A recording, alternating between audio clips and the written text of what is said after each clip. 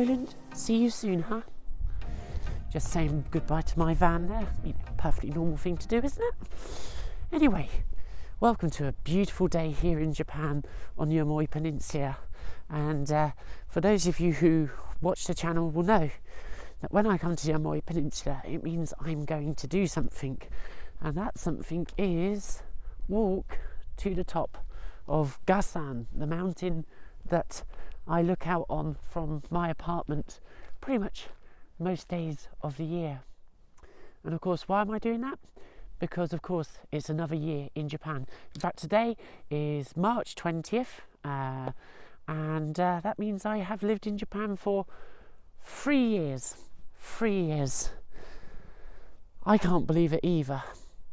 Anyway, in this video I'm going to share some of my reflections on the past year, but I'm not going to talk too much about that in this particular video. I know I have in years previous, because I also want to talk about some of the things that are coming up that are changes in my life here in Japan, and then I want to also share with you some of my answers to the questions that my patrons kindly sent in. So, it's a beautiful day here, as you can see. Sunshine, blue sky, it's warm. Spring is coming, folks. Anyway, without further ado, it's time to crack on with the hike. So I know the usual done thing on YouTube is to delay the big news to the end, but I think really I just can't be bothered with all of that, to be honest with you. I'd rather just share my news and let it be that kind of thing. So yeah, I have lived in Miyako City in Iwate City for 3 years now, and I have enjoyed my time here. It's been very rural. It's been a big challenge, but I have really enjoyed working at all the schools. I have been extremely fortunate to have had the position that I have had here in Iwate, but it's time for a change, folks. One of the things that attracts me to this job is definitely not the pay, but with that comes a great deal of flexibility to either transfer within the same company or to change companies and live in another area of Japan, and obviously that's somewhat within reason. All depends on availability, that kind of thing. But on the whole, there is much more flexibility in this particular job than I've had in any of my previous jobs. You know, like if you work for that company, well, they were only based in one place, so you kind of had to be there. So I want to make the most of that ability to live and experience other parts of Japan, and that's exactly what I'm doing. I'm actually leaving Interac, which has been my employer for the last 3 years, and I'm leaving Iwate. I'm saying goodbye to Miyako. So where am I headed to? Well, I'm not really one for living in big cities, I'll be honest. I don't mind visiting big cities. I don't mind staying in big cities, but to live in, I don't think I can handle that. My lifestyle isn't really a city life. I like the great outdoors, as you can see here. But that said, I do feel that I need to see a little bit more life around me. And so I have chosen a slightly more populous area of Japan, and I'm going to be moving to Nabari City in Mie Prefecture. So a lot of you probably don't even know where Mie is, and that's absolutely fine, but there are some famous sites there. For example, the Ise Grand Shrine is there. That's one of the most holy or most revered sites in Shintoism. It's its foremost shrine. And also, for those of you who are into motor racing, that doesn't include me then, I believe that Suzuka motor racing circuit is in Mie as well, as that's where Suzuka City is. That's also famous for many other things, but the city I will actually be living in is about 1 hour away from Osaka by express train. It's next to Nara Prefecture, so if you go further west you end up in Nara.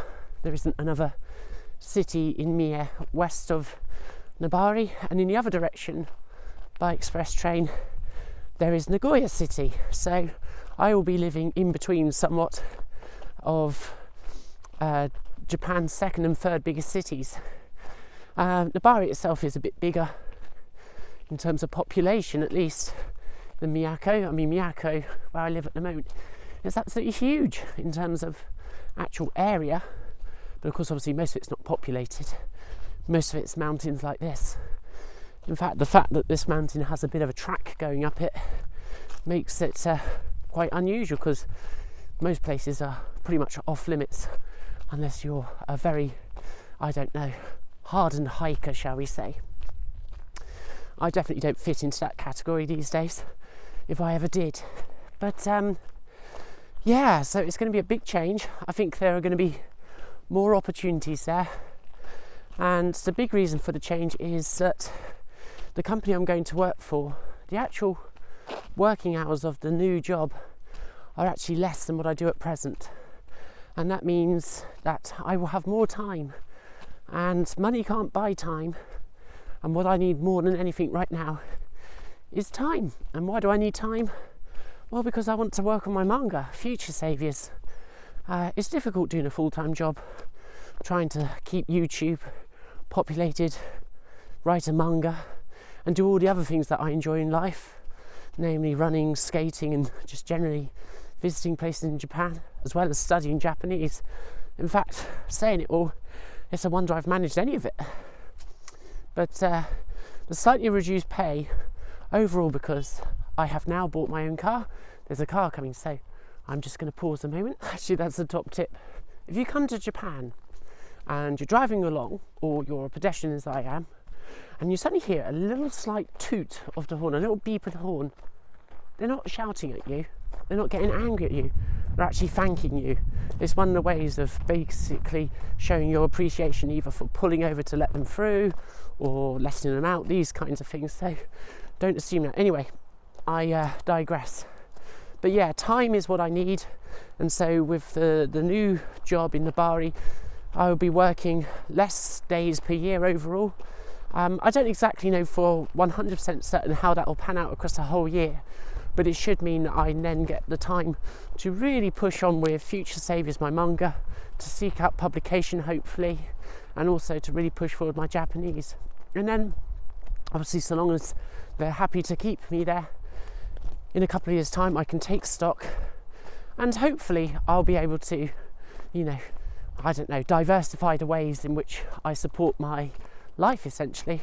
As I said in one of the Journey Down Japan videos, part 5 I believe it is, the leg from Fukuoka to Miyazaki, I wasn't put on this earth to wear some stupid old cheap suit made of polyester and sit in some office and feign interest in things that don't interest me. I'm basically going to be best served doing a bit of everything. Maybe that means a bit of English tuition, a bit of Japanese tuition potentially, maybe working in a company doing translation duties, maybe doing a bit of illustration work, using my photography skills, basically a bit of everything, sort of kind of just making ends meet, I guess, by doing the things that I enjoy, but not doing it 100% of the time, because I just don't thrive sitting in the same office all the time. So that's basically a big reason for the change as well. So yeah, it's very exciting. And today is March 20th, as I say, the 3-year anniversary of me being in Japan. And I actually leave Miyako with my good friend Bea, who you may have recently seen on the channel. And we're leaving to both work for the same company, although live in different areas. I'm going to miss her greatly, although we will still see each other every now and then. We're leaving this Friday, March 24th, in the morning.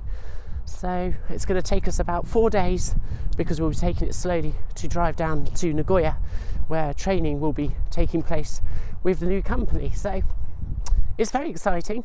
There'll be a lot of videos about this trip coming up, so they may not all come out in March or April. I might drag them out a bit, who knows. We'll just see how it happens. But yeah. So that's basically the big news. I'm leaving Miyako, 3 years.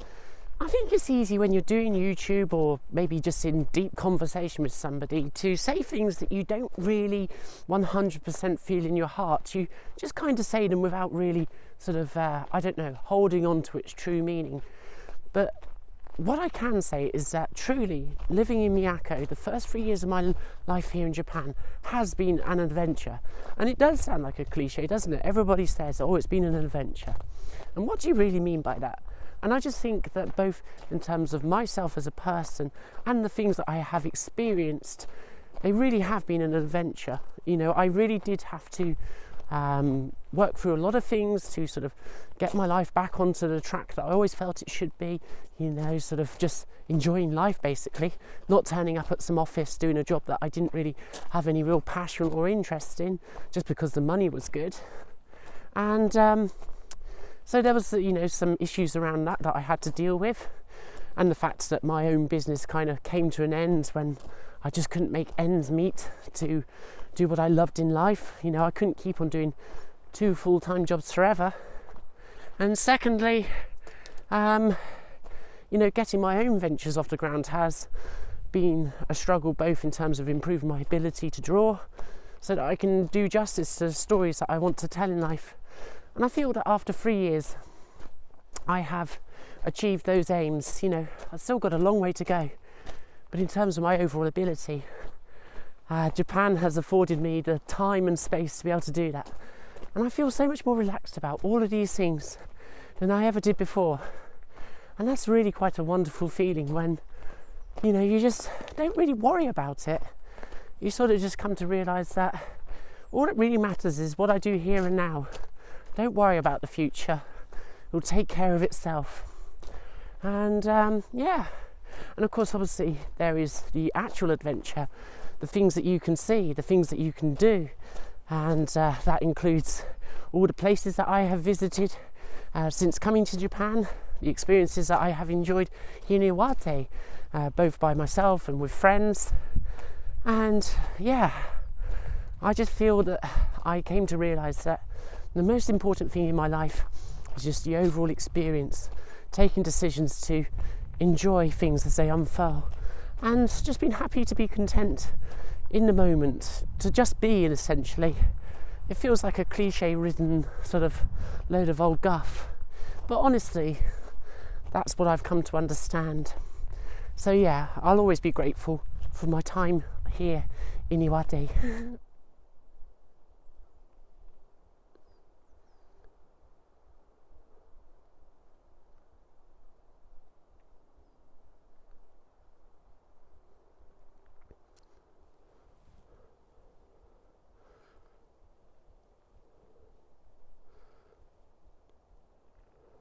So I now want to answer some of the questions that my patrons have sent in.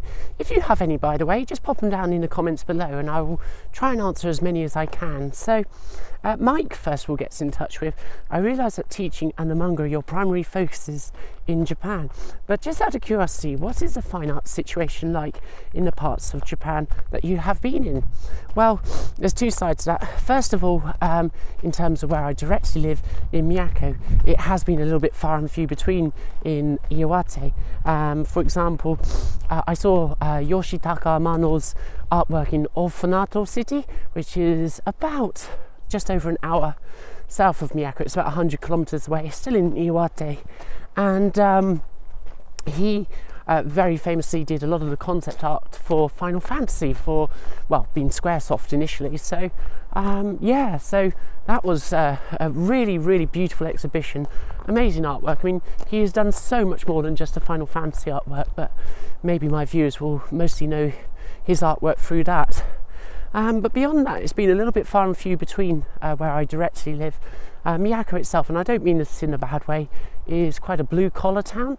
And whilst there is obviously an art scene, I'll be honest with you, I have never really managed to make inroads with that, but then I never tried, but I'll talk about that in a moment. So, but around Japan I have been to other exhibitions and seen some fabulous things. So yeah, there is definitely a very vibrant art scene here in Japan. So I hope that answers that part of the question. In fact, just quickly talking about Yoshitaka Amano's artwork, I did purchase a beautiful art book from that exhibition with many of his more famous pieces. Certainly a piece of treasure that I will always enjoy looking at. So yeah, definitely inspirational. But in terms of other artwork, yeah, it's been a little bit far and few between in places. I did go to a wonderful gallery in Niigata where the artist would, over many years obviously, has done many watercolour paintings of various plants and flowers and so forth. But what they would do in this gallery is that they would often update the exhibition to include not just the painting of the flower, but when it was in season they would pair it with an actual live example of the flower or the plant. So you could see the plant or the flower that the artist had drawn inspiration from.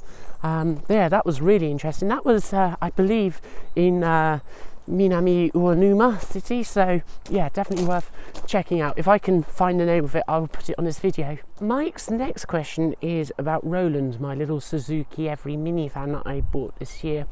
Also, what about Roland? Obviously you'll be driving him a lot in Japan, but does Roland have a future outside of Japan? I figure since he is right-hand drive, that is a plus, but I could see where shipping would be expensive and VAT may be tough. So does Roland have a future outside of Japan? Maybe.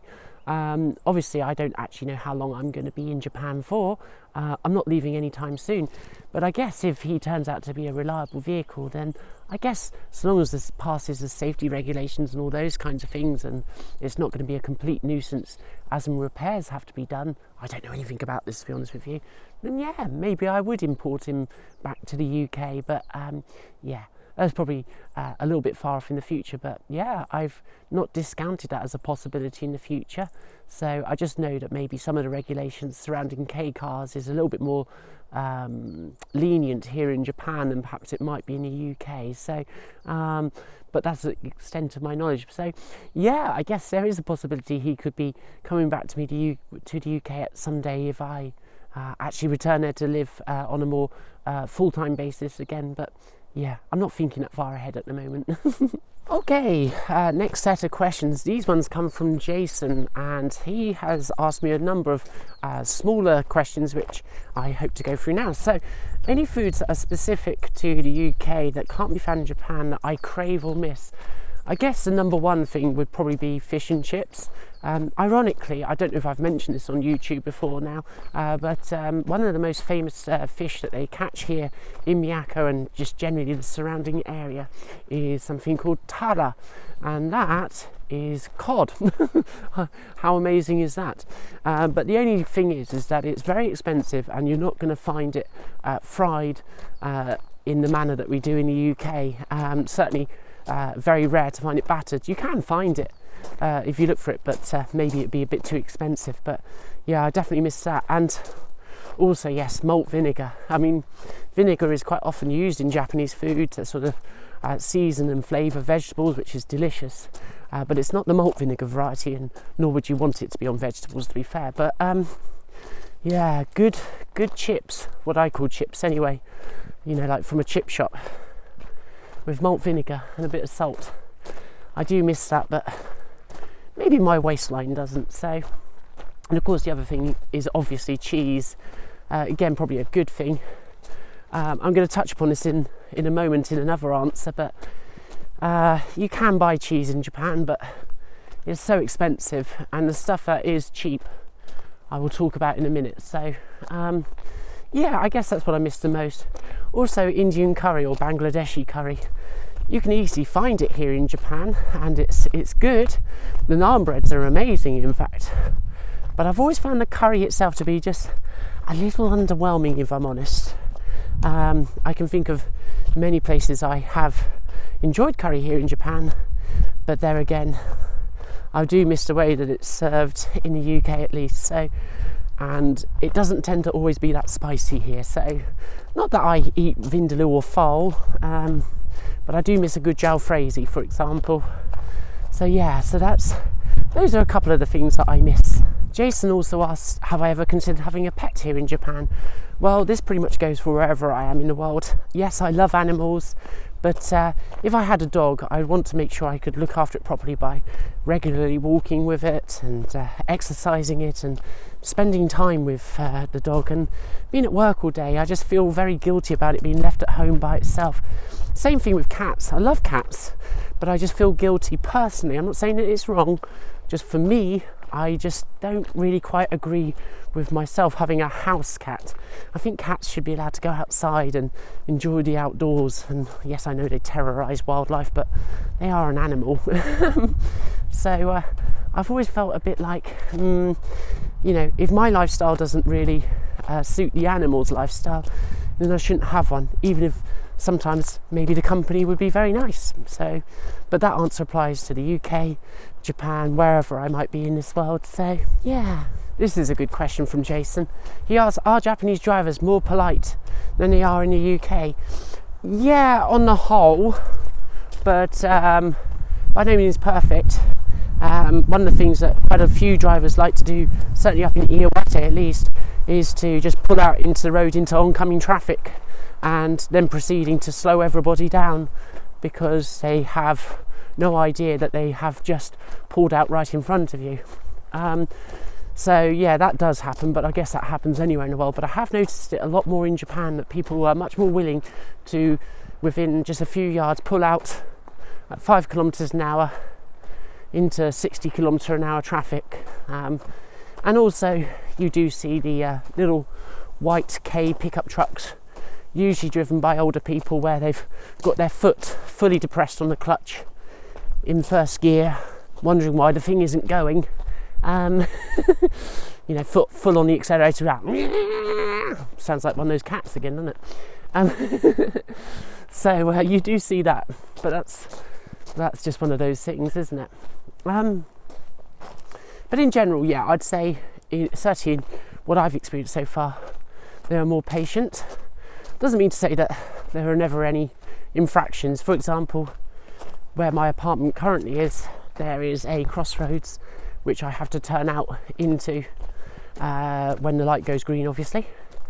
And basically, sometimes if I arrive just after it's turned green, the traffic that's turning right doesn't realise that the little road that I'm basically on, the little stub, is also under the same traffic light. So really I should have priority, but often they just ignore me and don't let me turn out into the road even though I'm turning left.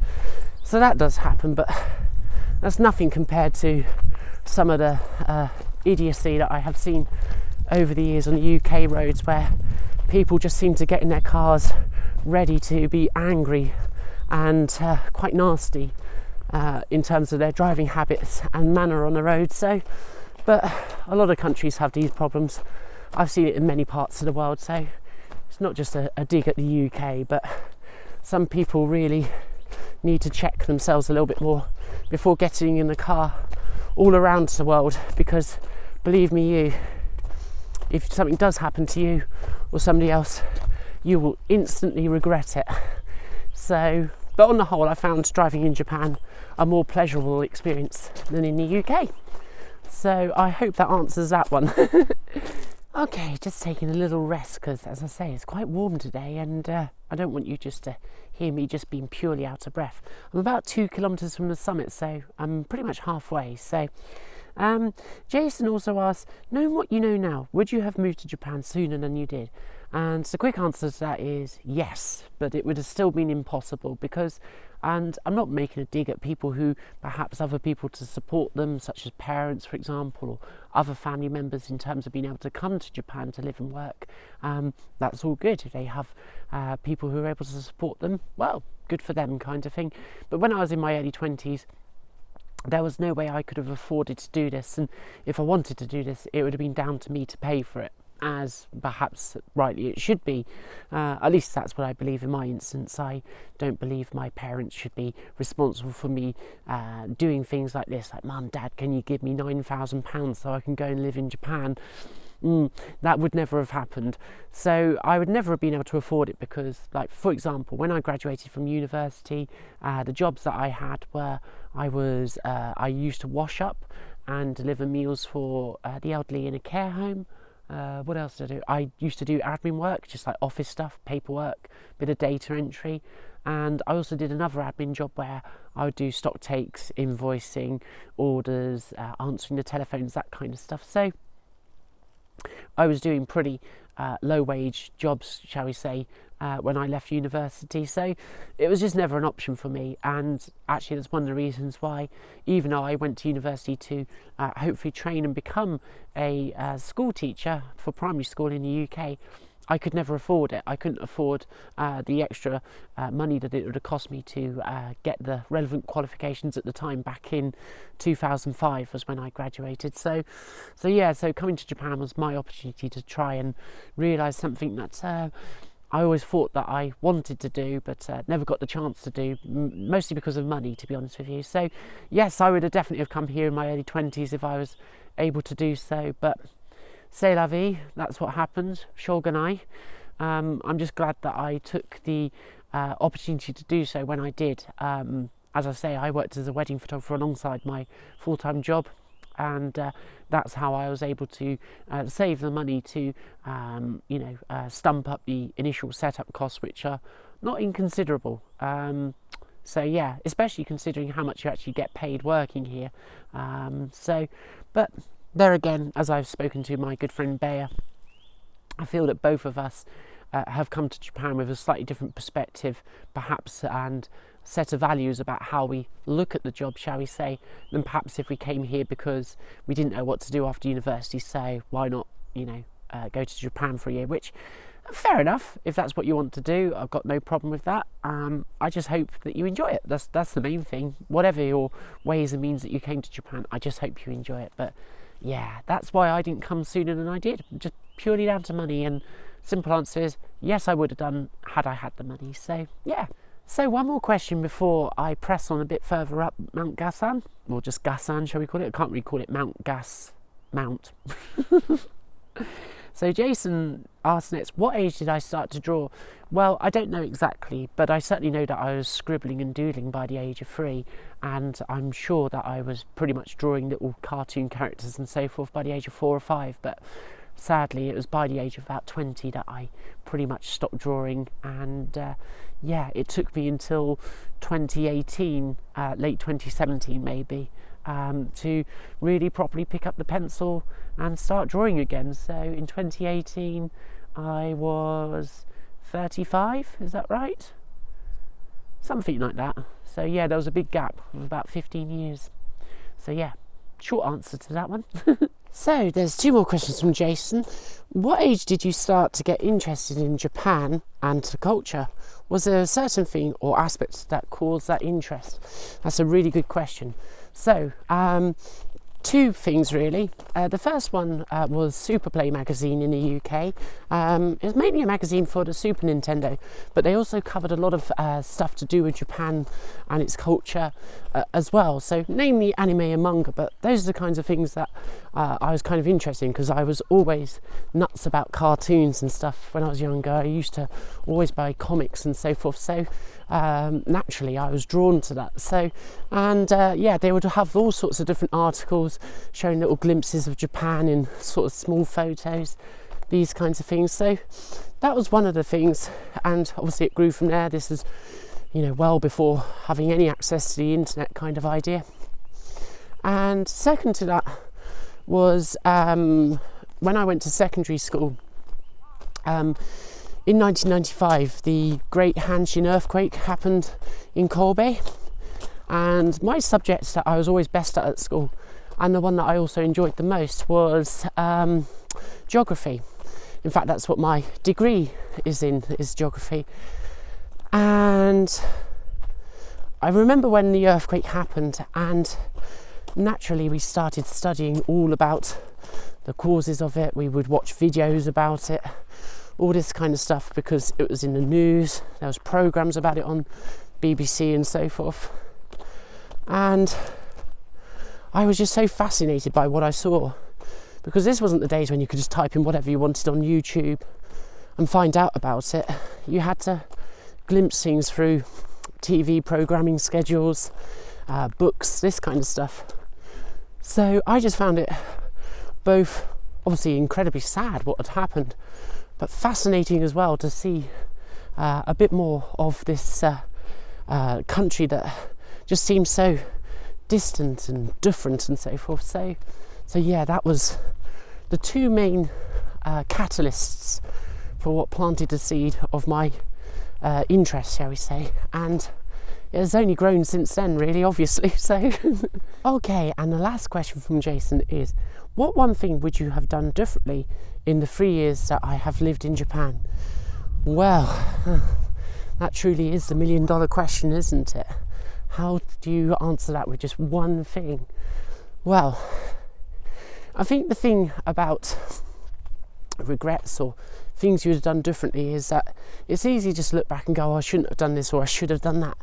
But that sort of somewhat underplays the importance of taking those decisions in the first place, or making those mistakes, or all the rest of it, because that's how we learn from things, isn't it?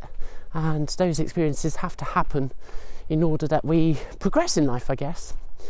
But if there's one thing that I would have changed, probably in my time in Miyako, is I should have been less shy about my manga.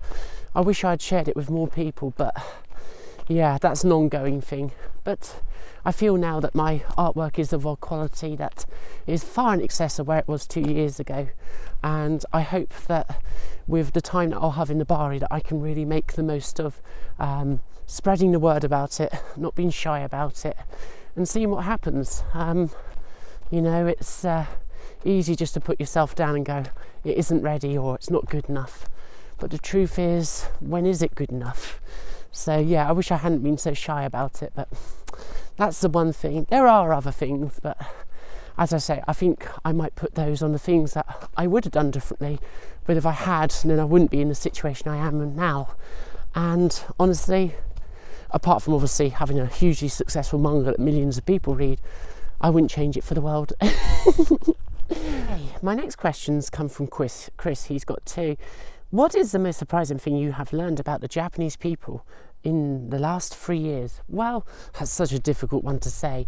I'm sure people will give you different answers depending on their experiences. But I suppose maybe the thing that I didn't expect was their genuine appreciation for arts and crafts, handmade things. They really do value it. They love making this stuff. Handicrafts are still a very big thing in Japan. I mean, obviously everybody knows about origami, I'm sure, so that gives you a bit of a big hint. But also, the elementary school kids, they do shosha, which is calligraphy, which is learning how to write the kanji writing system, and just their writing system in general, using basically brushes. There is a real reverence for, the hand and the artist in things, and I feel that's something that people don't expect, because often the image of Japan outside is of a hugely futuristic country, where everybody's flying about in jet cars, and everybody travels to work on a Shinkansen, and everything's all glass towers and skyscrapers, that kind of thing. And of course everybody has their own personal robot. Obviously the truth is so different. But yeah, they really do have a huge appreciation for things that are handmade.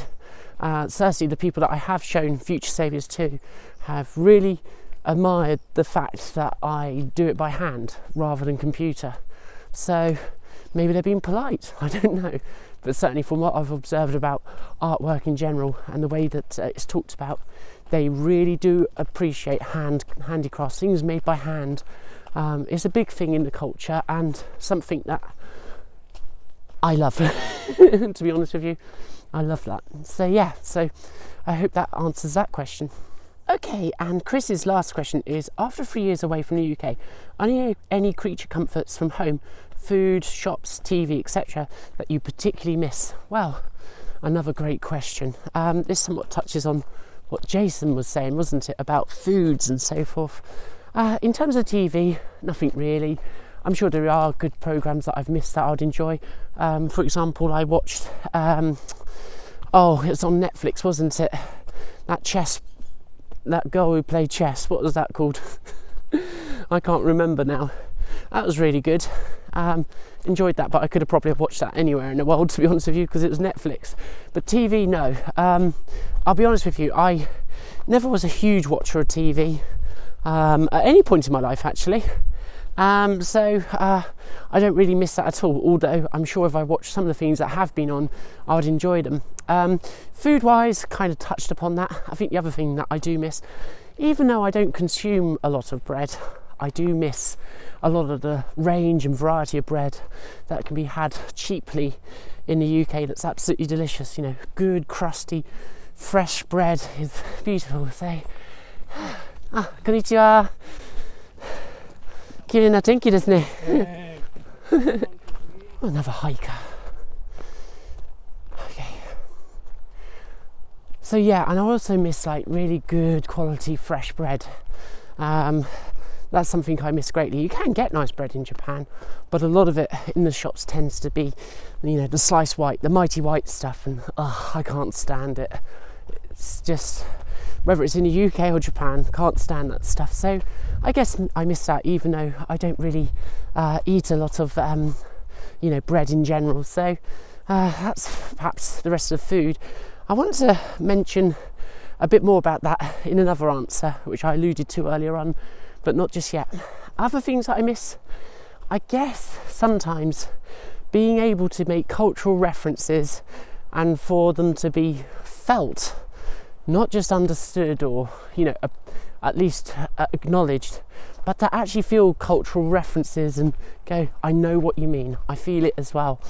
And I felt this really, I was recently rewatching People Just Do Nothing, really fantastic, sort of fly on the wall style comedy about a pirate radio station in Brentford in London.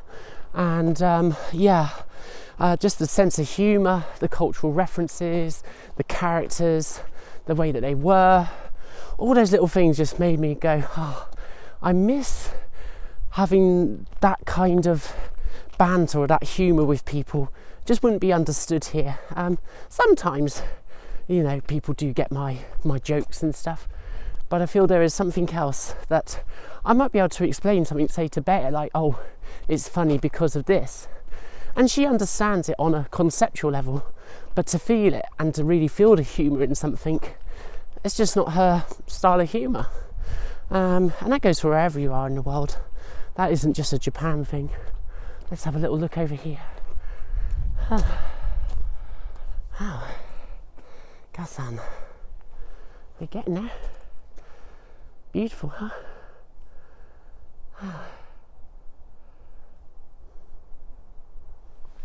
Definitely a few people walking about up here today. Anyway, so next question. I think this one, who's this one from? Okay, the next question comes from Gordon. Thanks for your question. What has been the biggest disappointment or regret you have had about your move to Japan? Wow. Okay, I'm going to split that question in half. I'm going to talk about a disappointment and a regret. So disappointment wise, Japan has, from what I've seen, almost nothing in the way of outdoor cafe or restaurant culture. So many things are indoors.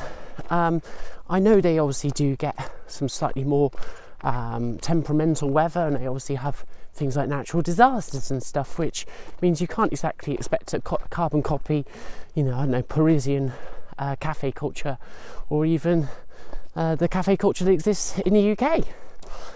But I do really miss being able to sit outside, drink a coffee or maybe a cold juice or something like that, people watch, just watch the world go by. I really miss that.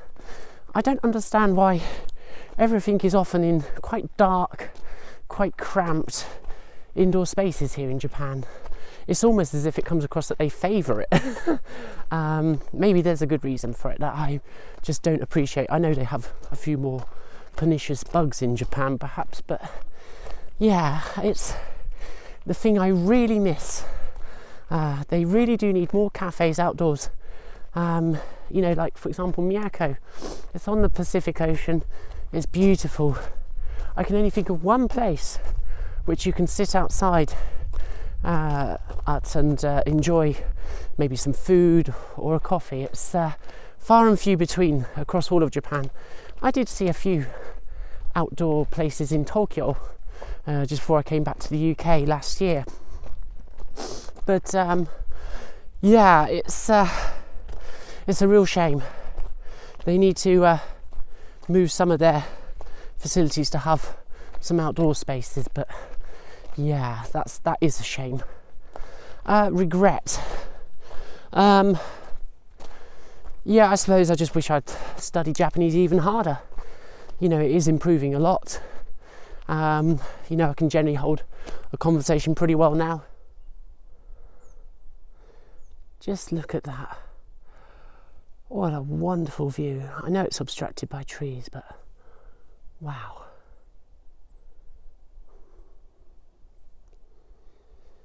I will miss it here, definitely.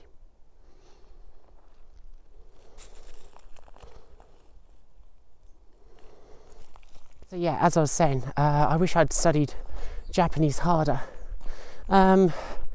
That's not to say that it isn't going well. Yeah, I can hold conversations as I was just mentioning, and yeah, sometimes I think of better ways to express things after the conversation is finished. But otherwise, yeah, that's probably the other big regret. Obviously, it's going quite well. I mean, I can read some fairly low-level manga now quite happily and enjoy it and laugh at it and all these kinds of things. Also, I'm playing through Pokemon Yellow, the Pikachu edition on my Game Boy, and yeah, it's going pretty well. I do have to stop quite often to check things because obviously it's all in hiragana, maybe with a bit of katakana in there as well, and sometimes that makes it actually harder to read when there's no kanji breaking up the sentences, and all of it's very colloquial or you know, sort of child speak. So yeah, but you have to do these things to learn.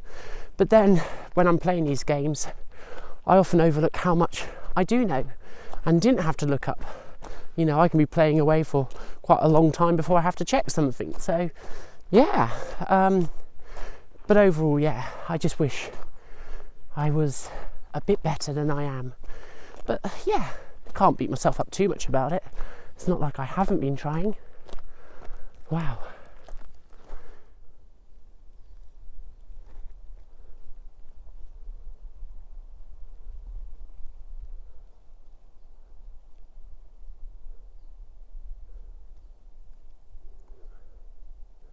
And this is the last question from Patreon.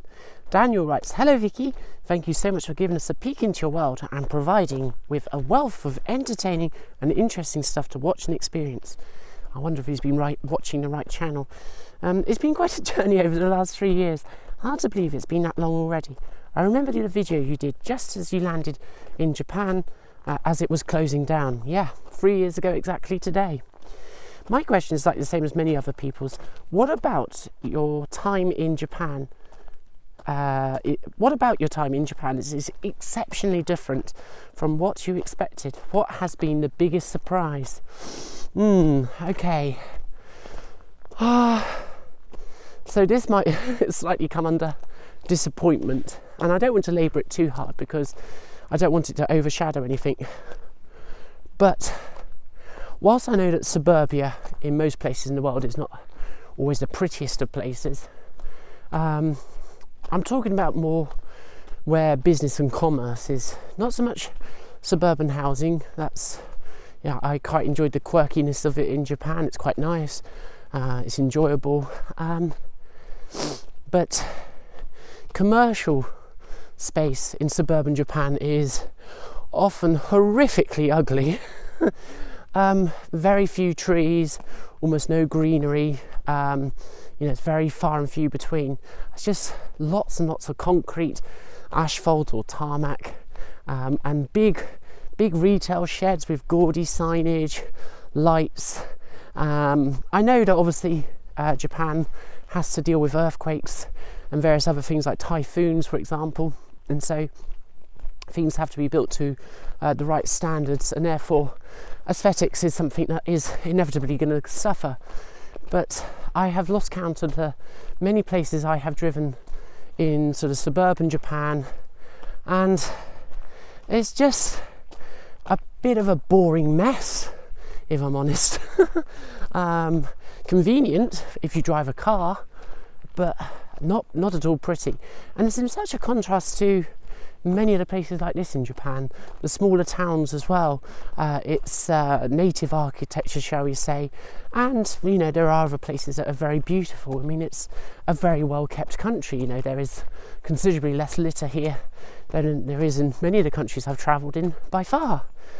But the suburban environment, when you're driving through one of the national routes, all of the big retail sheds, pachinko parlours, places that, fix up your car, all these kinds of things, they're often just in these big old tin sheds, huge signs cluttering up the place because they don't gather all the signs together. No, you'll have, clumps of signs all in their own signposts, all vying for your attention. Pachinko parlours with huge LED boards that spill over into people's houses, creating light pollution, signage which gets in the way when you're driving because suddenly it'll flash and it's some gaudy pachinko parlour with some stupid anime character trying to get you to, spend your money on some ball bearings bouncing around a machine. And I get this feeling that Japan is somewhat oblivious to actually how ugly it looks. It's functional, but it's a big disappointment, a big shock that for a country that can be exceptionally beautiful. I mean, look at this.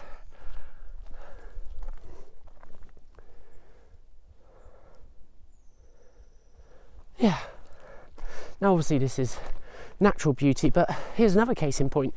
I have been to many so-called beauty spots here in the Tohoku region of Japan and elsewhere, and been surprised at the amount of derelict buildings just rotting into the ground, boarded up, looking absolutely trashed, and I don't know whether they'll ever be removed. You see hotels littering the coastline that have been closed for donkey's years that need pulling down. It's ruining the beauty of the natural environment that these places are in. I seem to think that is it Tawada Dako? Something like that. Tawadako? I can never remember the name of it. But an absolutely stunning lake. Beautiful. And all around it are all these closed up hostels and hotels, boarded up. It's just such a surprise. I'm not saying that everything has to be pristine because it's Japan. But it's been a bit of a disappointment that.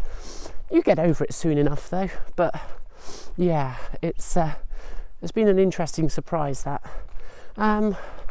What else? I suppose maybe some of the foods in some of the stores surprised me because Japan has some of the most delicious food in the world, but it also has some of the most mundane and lack of variety, which I was referring to with the cheese. Like almost all cheap cheese is processed. That's not very healthy, surely. A lot of yogurts are a bit bland, shall we say. There's not a lot of variety in things like potato chips and stuff like that. So there are certain things about the humdrum food, like for example soft drinks. Real lack of variety there. I mean, the teas are fantastic, don't get me wrong, but there's a real preponderance on sodas and so forth, which again aren't particularly healthy. So yeah, but there again, a real plus point, and I don't want to make this sound really negative, is the fact that Japan still really prizes the fact that people should prepare their own food because it's healthier, much tastier, and just, well, fantastic. So you don't get all these ready meals and stuff like you do in countries like the UK, which is so much better, much less poor quality foods that cost the earth and that kind of stuff. So that's a real positive.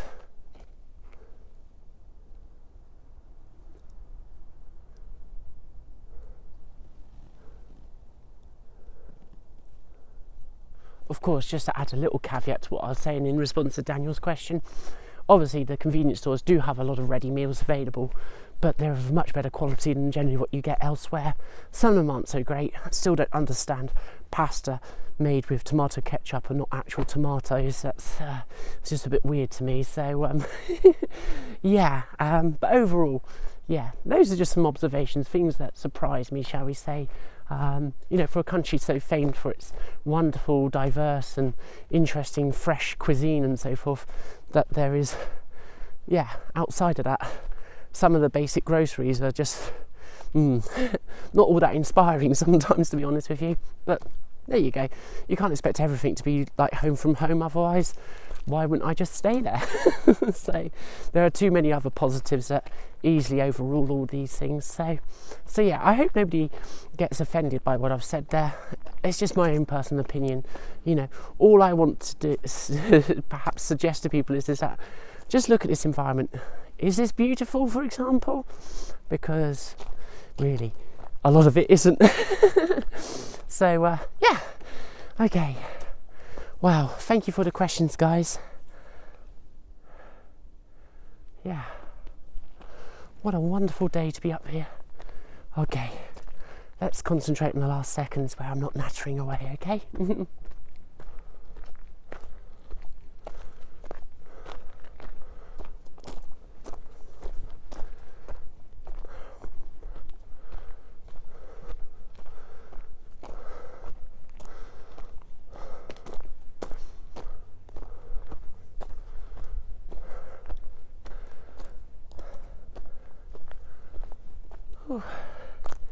There it is, Gasan, 455.9 meters, 455.9 meters.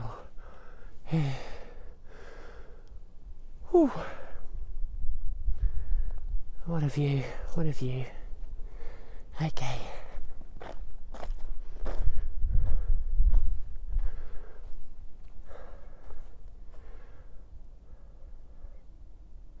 Yeah, so very approximately, this is where I live. Yeah, very approximately, this is where I live. And of course, we're here. So you can see, it is virtually opposite. Yeah. Okay.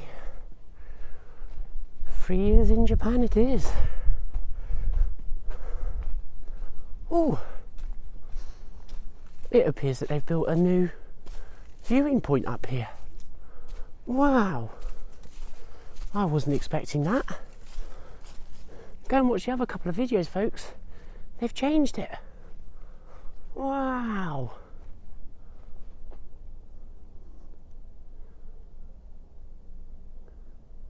Because you used to go down some steps to it, but now it's literally out. Oh my God.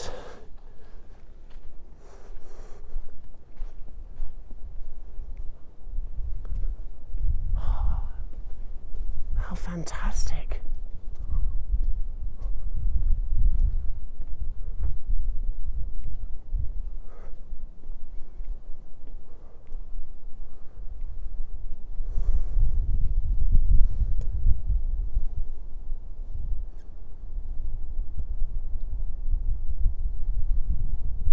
So there she is, folks. Miyako City. My home for 3 years. And we'll say goodbye this Friday. Yeah. What a wonderful viewpoint they have built here. I'm glad I got to experience it before I left.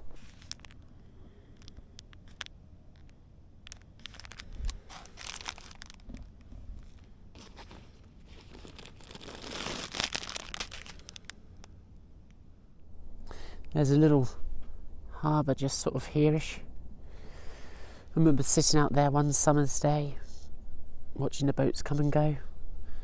Over there is Hinode-shima, just off of the mainland there, which you can look out up from the blowhole at Sakiyama, the Shiofukiana, and just a little bit there you've got that little finger of little sort of rocks, Jodogahama Beach, which is absolutely beautiful. Because obviously the harbour areas of downtown Miyako and the huge tsunami gate, the Suimon that they're building there, and the main sort of town or city just behind it. I live just down there, and way off in the distance in the Kitakami Mountains you might just see a snow-capped peak, and that's Hayachine, the second highest point in Iwate after Iwate-san. But it was over in those mountains that I used to travel multiple times a week to Misato village and kawaii village. Just so grateful that I've had this opportunity to live and work here. What a special, special place. And yeah, the new viewing points that they have built here is just incredible. In fact, it must have only recently been opened because the annotation board isn't even here yet. So, but they still have the stone marking where north and all the rest of it is. So yeah, we can see some of the key points here. So yeah, so you can see Hayachine is here. That's the point that's way off in the distance there. Yeah. We've also got Miyako City, the large Entotsu chimney, a big landmark here in Miyako. Soke, that's where I live. Yeah. Jodokahama, Hinoreshima, sorry. Masaki, yeah. And other places around the world. That way is south apparently. Shidoni, Sydney. New York is off in that direction apparently. Yep. What else? Rome is apparently in that direction. Moscow. Rondon. There you go, in that direction. Just got to walk for about, was it 5,500 miles? Paris. Yeah.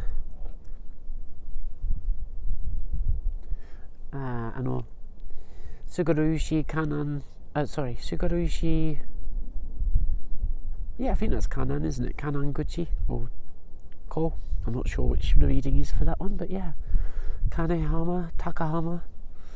Yeah.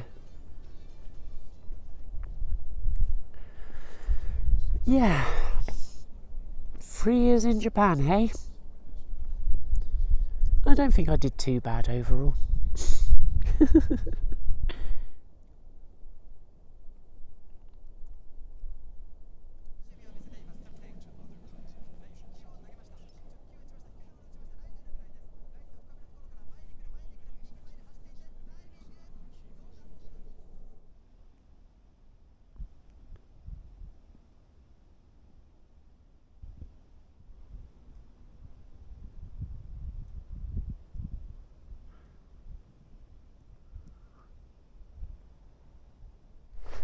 So I want to close out with some final words to basically just recognise my huge amount of appreciation for everything that I have been able to enjoy and experience here in Iwate. It has been truly the most wonderful place for me to come and work. I mean, I am going to miss scenes like this so much. Just how incredible is that? Absolutely wonderful. But yeah, it has been an incredible 3 years, and I have enjoyed so much of it immensely. It has been a huge challenge at times. You know, not everything has been easy, especially that first year here provided so many challenges for me. But overall, I feel that it was highly worth making that decision over 3 years ago now to come and live and work in Japan. And yeah, no regrets whatsoever about that. At the end of the day, all the things that I was doing in the UK didn't really matter all that much to me, and now I feel I've been able to enjoy the experience of life so much more. Overall, I really enjoy the job that I do here in Japan. Sadly, it isn't all that well paid, but you can't have everything in life, can you? Yeah, I have been so lucky to work in those schools in Kauai, in Nisato and Sakiyama as well, where I met the most wonderful teachers, so kind, the most wonderful kids who I'm going to miss so immensely.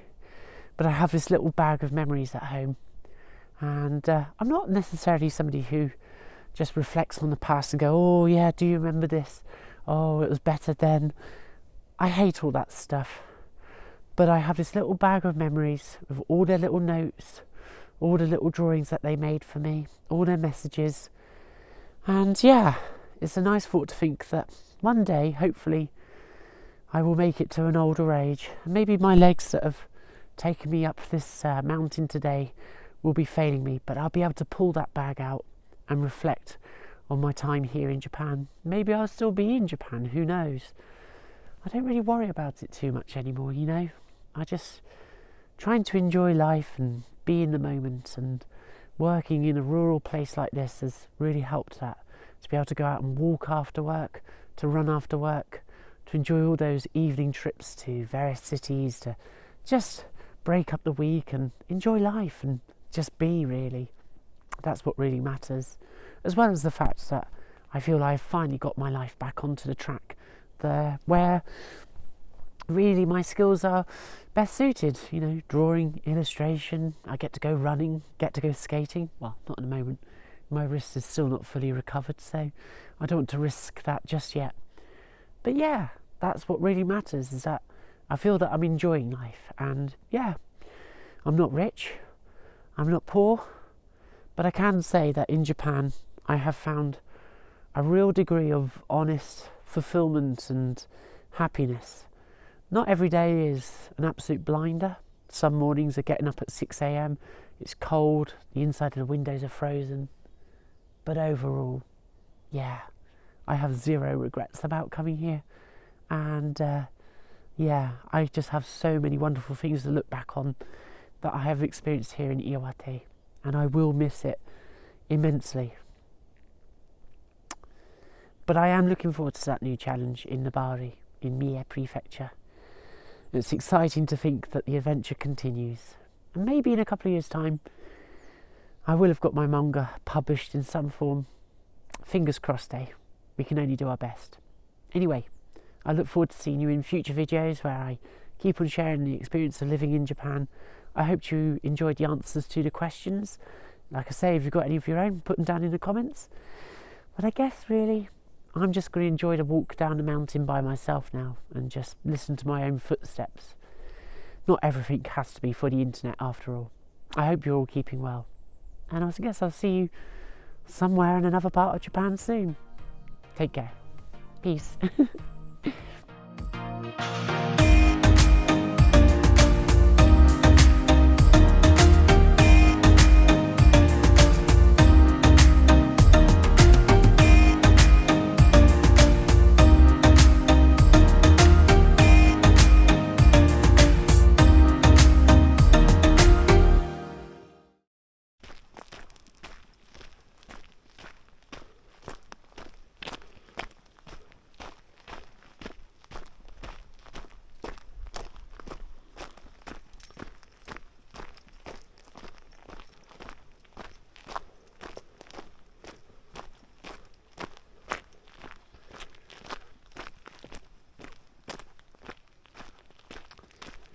Well, goodbye, Gus-san. It was our last time, huh? Thank you. Oh, there's Roland.